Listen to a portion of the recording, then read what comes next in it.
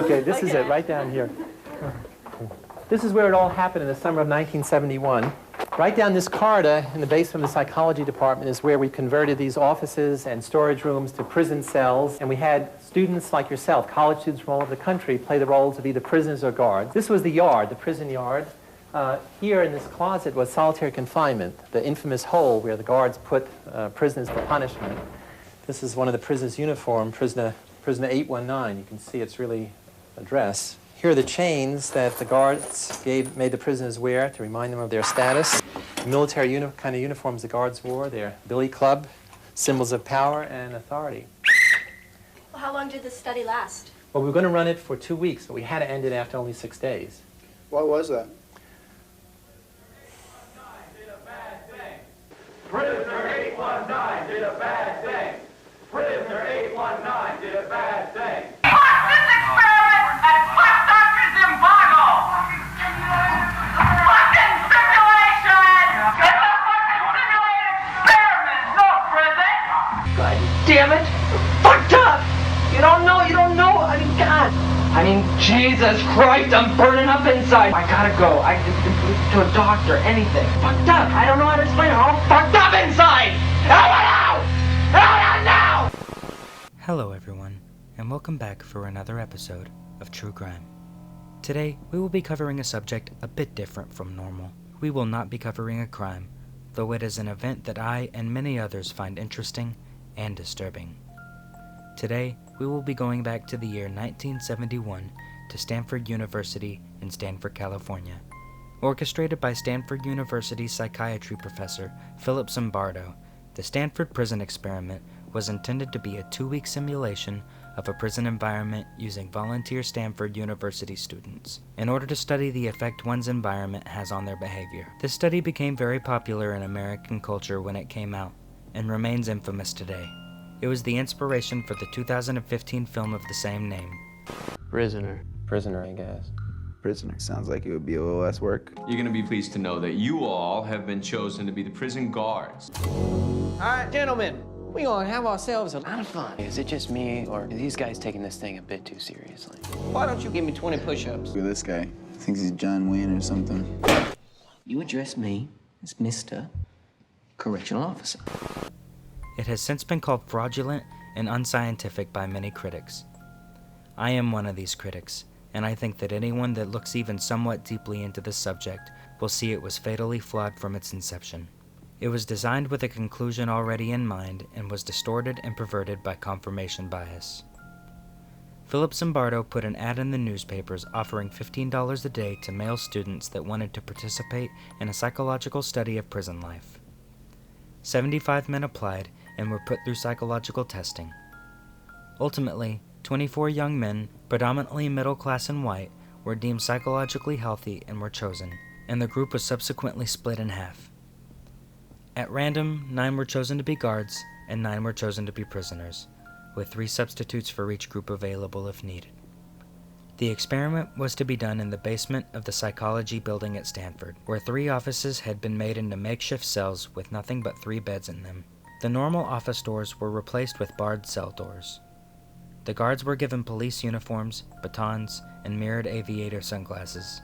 We put prison doors on each of 3 office cells. In the cells, there was nothing but 3 beds, and there was actually very little room for anything else because they were very small.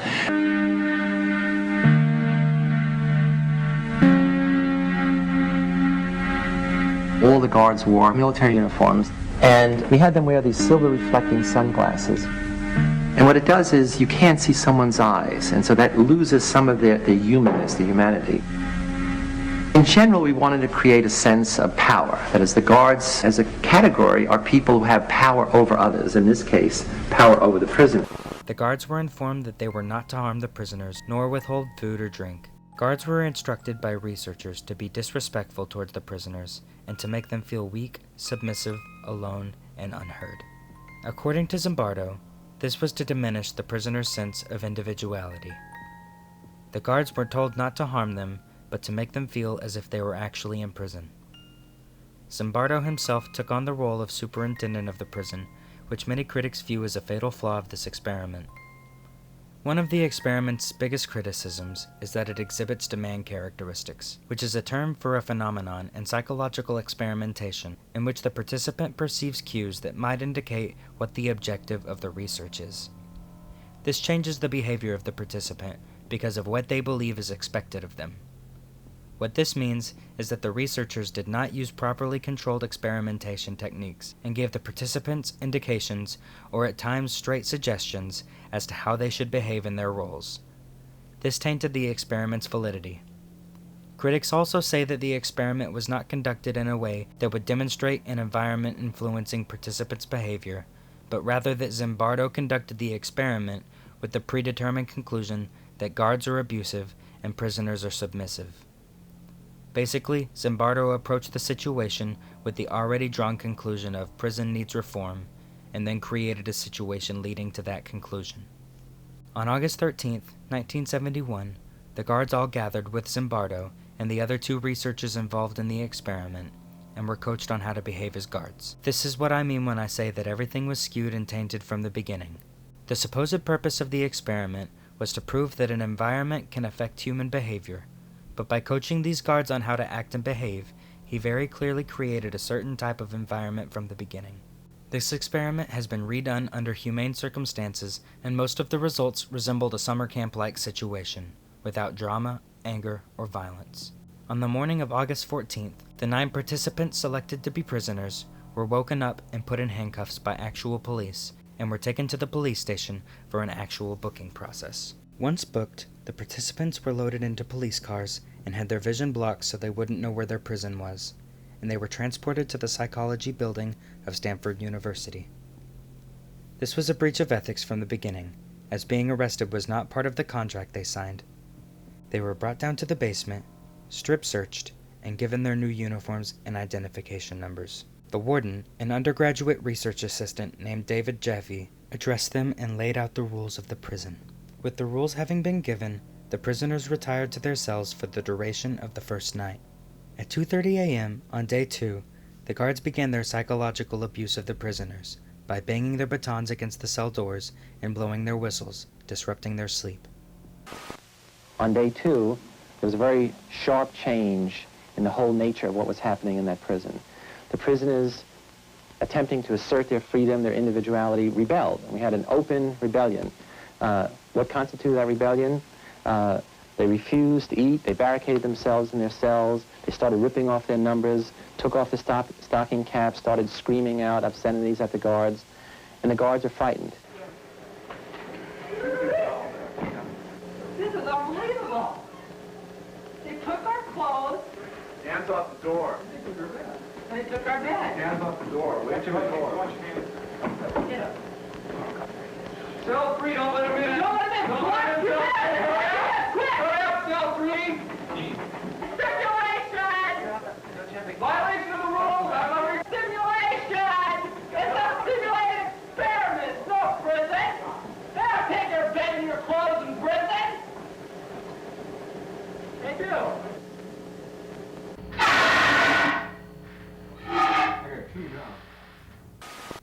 Come breakfast time in the morning, the prisoners rebelled, ripping off their assigned numbers and stocking caps, insulting the guards, and refusing to leave their cells to eat in the yard, what they called the basement hallway outside of the cells. This angered the guards, and they responded by spraying a fire extinguisher into the cells and calling in 3 backup guards for assistance. The guards took away the prisoners' mattresses and clothing, and the worst of the offenders were given time in the hole. On day 3, the guards set out on a mission to psychologically divide the prisoners, delegating the good prisoners to the good cell with mattresses and blankets and food otherwise not available to prisoners. The guards at this point were certainly abusing their power over the prisoners, making them do push-ups and denying them access to the bathroom, forcing them to relieve themselves into a bucket in their cells. Some guards were passive and didn't particularly enjoy the cruelty, one of them offering to leave at any point he could to retrieve food or whatever else was needed. Other guards embraced their roles, particularly one guard named Dave Eshelman, best known as John Wayne during the experiment. I was on summer break from my first year in college, and I was looking for a job. had to choose between that and making pizzas. That sounded like a lot more fun. I recall sort of walking up and down the very short hallway, which was the prison hall, and looking in on the prisoners, and they're basically lounging around on their beds. I felt it was like a day in summer camp. I arrived independently at the conclusion that this experiment must have been put together to prove a point about prisons being a cruel and inhumane place. And therefore, I would do my part, to help those results come about. I was a confrontational and arrogant 18-year-old at the time, and, I said, somebody ought to stir things up a bit here. We made it a point to not give them any sense of comfort or what to expect, that anything could happen to them at any time, including being rousted from their sleep at any hour and forced to stand up in a line and have me hurl insults at them and make them do exercises. When you interrupt people's sleep, they tend to become a little disoriented. And since there was no daylight in the prison, they had no idea whether it was night or day. I think that I was the instigator of this whole schedule of harassment. 416, and I want you to walk over here like Frankenstein and say that you love 2093. Shut up, Frankenstein, walk. I made the decision that I would be as intimidating, as cold, as cruel as possible. I love you, 2093. Get up close. Get up close. I love you, 2093. I love you, 2093. You smile, 293. You get down here and do 10 push-ups. 2, 3. I just watched a movie called Cool Hand Luke, and the mean, intimidating, Southern prison warden character in that film really was my inspiration for the role that I created for myself. Why did you try to be obedient so much? It's my nature to be obedient, Mr. Correctional. You were lying. You were stinking lying. He was creative in his evil. He would think up very ingenious ways to degrade, to demean the prisoners. What if I told you to get down on that floor and fuck the floor? What would you do then? By far the most abusive of the guards, Eshelman has been open about his actions during the experiment being very much a performance. He was a theater major and based his performance as the guard John Wayne off of the warden from the film Cool Hand Luke. His behavior and actions were without a doubt a key factor in how the experiment played out and escalated. Eshelman has stated in an interview that his behavior was affirmed by Zimbardo, who singled him out and thanked him for doing such a great job. Eshelman said, "I actually felt like I had accomplished something good because I had contributed in some way to the understanding of human nature." 36 hours into the experiment, prisoner 8612, named Douglas Corby, suffered what seemed to be a mental breakdown. I'm so fucked up inside. I feel really fucked up inside. You don't know. I gotta go. To a doctor, anything. I can't say that. I'm fucked up. I don't know how to explain it. I'm all fucked up inside. Out! Out now! God damn it. I'm fucked up. You don't know. I mean, God. I mean, Jesus Christ, I'm burning up inside. Don't you know? I just fucking can't take it. Douglas was featured heavily in Zimbardo's documentary, Quiet Rage. Right now, in this jail, I'm the one of the staff psychologists. This I've been doing for 14 years. Practically the length of time I've been away from Phil Zimbardo's experiment.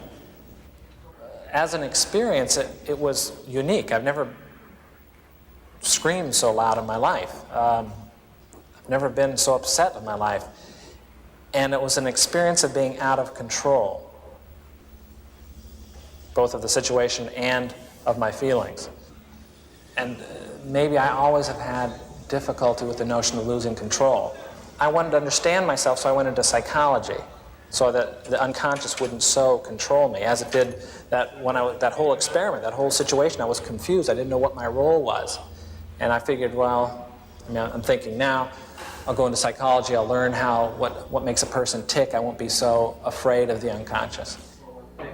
The Stanford Prison was a very benign prison situation, and it still caused guards to become sadistic, prisoners to become hysterical, other prisoners to break out in hives. I mean, here you had a benign situation. It didn't work. It promoted everything a normal prison promotes. The guard role promotes sadism. The prisoner role promotes a feeling of confusion and shame. Anybody can be a guard.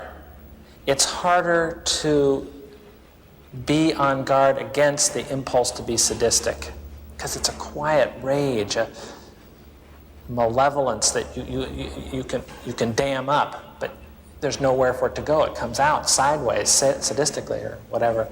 Whereas I think you do have more control, maybe because this is my experience. Everybody needn't be a prisoner. I think if I went through the experience now, I wouldn't have been nearly so confused. I would have been able to do a lot of things differently and not have felt so unsure of what to do. I would have known much more about my options. The validity of this breakdown has come into question due to Corpy's story changing in 2017. In his first interview in years with journalist Ben Blum, Douglas said he faked the whole thing. He said that he only took the job under the impression that he would have all of this free time to study for his upcoming graduate record exam. When he realized that he would not, he began to fake stomach pain, then eventually full-on faux breakdown. Douglas said that he did become afraid, however, when he was told that he couldn't leave. All participants were under the impression from the contracts that they had signed that they were free to leave if they wished. Zimbardo has said that the claims that prisoners were told that they couldn't leave were lies, but it has since been revealed in an unearthed recording that Zimbardo himself specifically told prisoners that they would not be allowed to leave unless for medical or psychiatric reasons. Zimbardo has since changed his story and said that the participants' contracts had the specific safe phrase, "I quit the experiment," though the contracts are also available online and have once again shown Zimbardo to be a liar. Douglas Corpy said that the greatest regret of his life was not suing Zimbardo after it was all over. According to the former deputy district attorney for Santa Clara County, Douglas's imprisonment in the basement of the Stanford Psychiatry building, and specifically in the hole, would have been legally considered false imprisonment.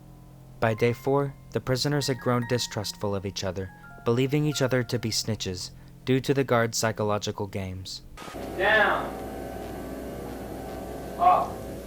The guards again escalated very noticeably their level of harassment of the prisoners and increased the humiliation that they made the prisoners suffer. Push-ups increased in number and severity. The counts became grueling ordeals lasting for several hours. They made the prisoners clean out toilet bowls with their bare hands and polish the guards' shoes. Prisoners, and I began to lose all sympathy I had for them, and any respect that might have been present, I just shut out. And I began to treat them as coldly as possible, as harshly as possible. And by the third day, I had done such a good job convincing myself that I was acting like that. I treated the prisoners like they were of a distinct inferior order than myself. Smoking is a privilege. Smoking is a privilege. What is smoking? A privilege. What? A privilege. Now, there's a couple ways that we can do this, depending upon what you want to do. Now, if 416 does not want to eat his sausages, then you can give me the blankets and sleep on the bare mattress, or you can keep your blankets and 416 will stay in another day. Now what will it be? I'll keep my blankets. What will it be over here? I'll keep my blankets. How about 5486? I'll give you my blankets, Mr. Correctional Officer. You don't want his blanket. Well, now you boys got to come to some kind of decision here. Well, you two, Manfred, how do you feel about this? We got 3 in favor of keeping the blankets. We got 3 against 1. Keep your blankets. 416, you're going to be in there for a while. So just get used to it. Prisoner 819 also began showing severe signs of distress. He began crying uncontrollably in his cell. Zimbardo brought in a priest to speak with him, but he refused and asked for a medical doctor. Zimbardo took him to another room and spoke to him. Prisoner 819 was our next problem. He refused to take part in the 6 a.m. count and to do any exercises. Then he messed up his cell and barricaded himself in. In retaliation, the guards made his cellmates do mindless work of moving boxes back and forth. You're not only not getting a cigarette, but for as long as the cell's blockaded, you're going to be in solitary when you get out. I go what? Down, out. Keep an eye on him. 819 was put in the hole. Just then, we were visited by a Catholic priest who had been a real prison chaplain. He had agreed to come down to assess the reality of our situation compared to those he had known. The prisoners were invited to talk with him, and only 819 refused. Some surprising things happened. When introducing themselves, half of the prisoners used their number, not their name. When asked why they were in jail, most answered with the charge told to them by the Palo Alto police. The priest asked them what action they were taking to get out of jail while they were awaiting trial. The prisoners really got confused. He chided them for not knowing their civil liberties and for not getting a lawyer to bail them out. He followed through with his role as prison chaplain by calling some parents to get a public defender for their imprisoned sons. Prisoner 819 finally agreed to meet with the priest. As soon as he was taken out of the hole and he started talking with the priest, 819 broke down crying. I tried to calm him down and took him to a special rest and recreation room down the hall. After a good meal, he could leave if he wanted to. The priest told me that 819 and our other prisoners were acting just like first-timers, who were confused, frightened, and emotional before they got hardened by the prison system. Our jail seemed very real to him. Meanwhile, the guards were assembling the prisoners for the 11:30 count. Prisoner 819 did a bad thing. Prisoner 819 did a bad thing. Prisoner 819 did a bad thing. Prisoner 819 did a bad thing. As soon as I realized that 819 could hear this, I rushed to the room where I had left him. And what I found was a boy crying hysterically, while in the background his fellow prisoners were chanting and yelling that he is a bad prisoner and that they were being punished because of him. Because of what prisoner 819 did, my cell is a mess. Because of what prisoner 819 did, my cell is a mess. No longer was this a count disorganized and full of fun as it was on the first day of the experiment. Now the count was marked by its conformity, compliance, and absolute unison. It was as if one voice called out that 819 is bad. I tried to console prisoner 819 by offering to let him go, but he insisted on staying. He told me that he couldn't leave knowing that the other prisoners thought he was a bad prisoner. I managed to get through to him by reminding him who he really was, and what this place really was, and who I really was. As that other reality broke through, he agreed to be released from his imprisonment and quit the experiment. Day 5 was scheduled for family visits, which were only allowed 10 minutes with a max of 2 people to visit the prisoner. Multiple parents expressed concerns for their children, and some left with plans to contact lawyers. We were worried that once the parents saw the condition of our jail, they would want to take their sons home. We decided to manipulate both the prisoners and the visitors to preserve our institution. First, we cleaned the prison and groomed the prisoners. The guards took down the sign over the hole, fed the prisoners a hot meal, and warned them not to complain or the visiting hour would be cut short. When the visitors arrived, they were first greeted by an attractive receptionist, Susie Phillips. Music was piped in over the intercom system. The visitors were made to register and then to wait half an hour while their sons were finishing a late dinner with some extra dessert. We wanted to undercut any complaints the prisoners would make by having the situation be so obviously pleasant and benign. Also, we wanted the parents to attribute some unexpected inconveniences to their sons' neglect in writing to them about a number of visiting rules and regulations. Visits were monitored by a guard, limited to only 2 visitors per prisoner and to only 10 minutes total. Of course, these adults complained about such arbitrary rules. But since they obeyed despite their dissent, the institution had retained its authority in this situation. Zimbardo was also visited that night by a colleague and at the time girlfriend Christina Maslach. She witnessed the guards abuse the prisoners with their heads covered, and was shocked and appalled. She challenged the validity and ethics of the experiment. At this point, a fellow psychologist visited Zimbardo's basement prison and would witness the brutality of the experiment firsthand. The guards had lined up the prisoners to go to the toilet, had bags over their head, chains on their feet, and were marching by. And I looked up and I saw this circus, this parade. And I said, "Hey, Chris, look at that." I looked up and I just began to feel sick to my stomach. I had this just chilling, sickening feeling of watching this. And I just, I just turned away. And I just let loose in this emotional tirade. I just lost it. I was angry, scared. I was in tears. And I'm furious. I'm saying, you're supposed to, we had a big argument. You're supposed to be a psychologist. This is this interesting dynamic behavior in such a few days. I'm going through this whole thing, the power of the situation. She says, no, it's that young boys are suffering and you are responsible. You're letting it happen. I said, oh my God, of course you're right. All I can do is speculate, but in my opinion, Zimbardo is a much better showman than he is a psychologist, and I think that he likes to be the center of attention. He was making press releases by day 2 of this experiment, and he didn't submit the experiment for peer review for 2 years after it was conducted, all the while courting the press and news media. I think he didn't want his girlfriend to break up with him, and I think he foresaw a much more negative public reaction if the experiment continued. This is only my opinion, to be clear. Either way, he ended the experiment the next day. On day 6, all of the guards and the prisoners were gathered to be told that the experiment had ended and that they were to no longer be playing their roles. They were each paid for the full 14 days, $210, the equivalent of $1,490 in 2022. According to Zimbardo, the guards and prisoner groups were both debriefed separately, then together, though in a Reddit AMA, one of the guards claimed that Zimbardo kept them separated and at odds, even after the experiment was over. I had really thought that I was incapable of this kind of behavior. I was surprised, I was dismayed to find out that I could really be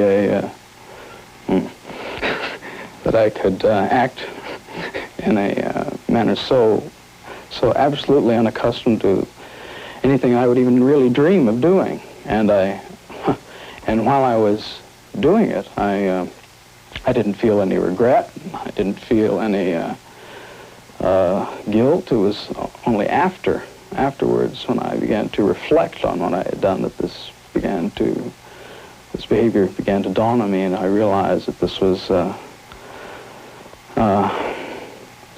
part of me I hadn't really noticed before. I began to feel that I was losing my identity, that the person that I call Clay, the person who put me in this place, the person who volunteered to go into this prison, because it was a prison to me, it still is a prison to me. I don't look on it as an experiment or a simulation. It was just a prison that was run by psychologists instead of run by the state.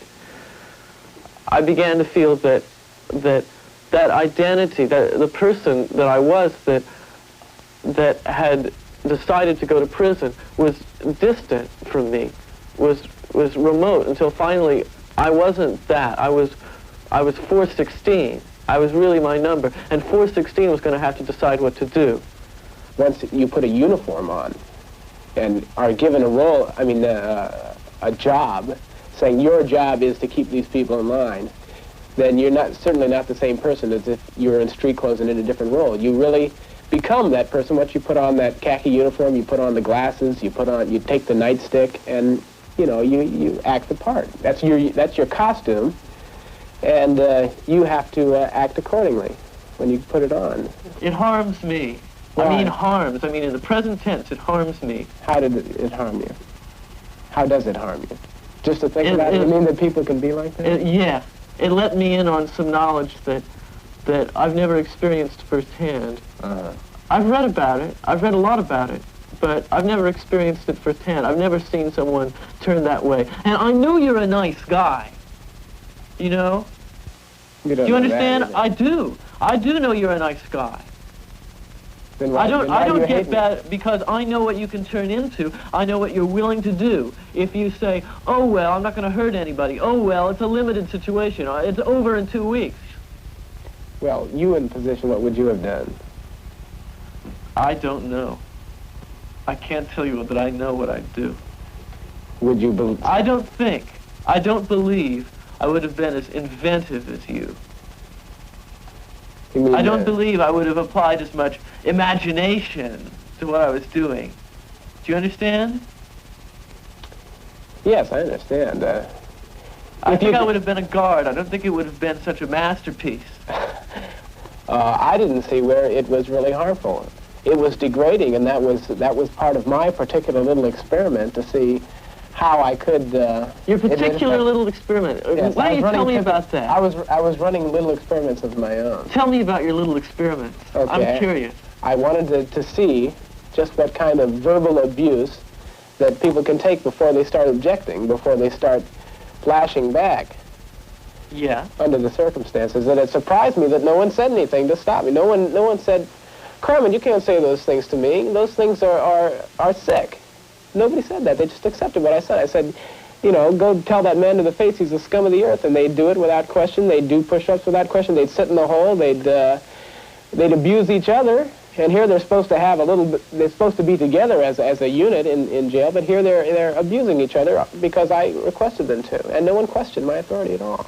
And it really shocked me. Why didn't people, when I started to abuse people so much, I started to get so profane that, and still people didn't say anything.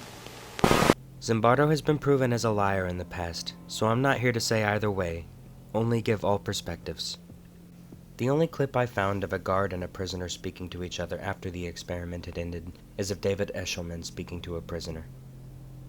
Zimbardo claimed that his study proved that the participants' behaviors were a result of the prison environment, but we already know that he gave instructions that resulted in the behaviors that produced that environment. Some critics argue that since only 1/3 of the guards displayed sadistic tendencies, that the study actually proved the opposite of Zimbardo's claim, that the environment specifically did not affect the individual's behavior. Participants' actions may have been affected by the fact that they knew that they were being watched, which is known as the Hawthorne effect. All in all, in my opinion, this experiment was fatally flawed, sadistic, and abusive by nature, and that Zimbardo should have been sued by his victims.